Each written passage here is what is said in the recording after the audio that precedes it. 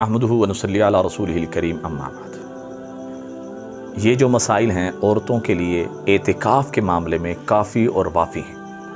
دھیان توجہ سے سن لیں کہ عورتوں کے اعتکاف کا وقت یا مردوں کا اعتکاف ہو کب سے کب تک ہے، تو دھیان توجہ سے سن لیں کہ 20ویں روزے کی مغرب کی نماز سے پہلے یہ اعتکاف کی جگہ پہ بیٹھ جائے گی، اعتکاف کی جگہ پہ پہنچنا ضروری ہے۔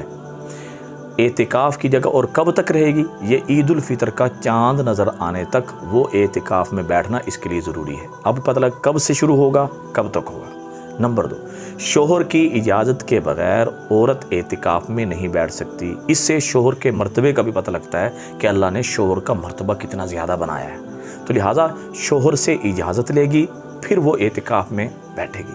تیسری بات اور اہم بات، عورت اعتکاف میں بیٹھی اور اس کو آ گیا حیض، اب کیا حکم ہے؟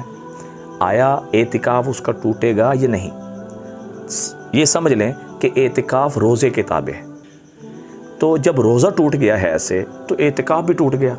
تو اب اصل مسئلہ یہ ہے قضا کتنے دن کی کرے گی؟ آیا 10 دن کی قضا کرے گی یا 1 دن کی قضا کرے گی؟ تو وہ 1 دن کی قضا کرے گی، 10 دن کی قضا اس کے ذمہ میں نہیں آئے گی۔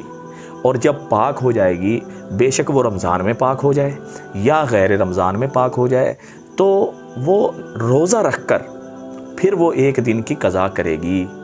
مطلب کب سے شروع کرے گی؟ جب وہ قضا کرے گی مغرب کی نماز سے پہلے اسی اعتکاف کی جگہ پہ جائے گی، وہاں بیٹھ جائے گی، عبادت کے ساتھ رات گزارے گی، صبح سحری کھائے گی، روزہ رکھے گی، اور مغرب کی نماز کے بعد پڑھ کر، مغرب کی نماز پڑھ کر پھر وہ یعنی اٹھے گی، تو اس کی یہ جو قضا ہے یہ مکمل ہو جائے گی۔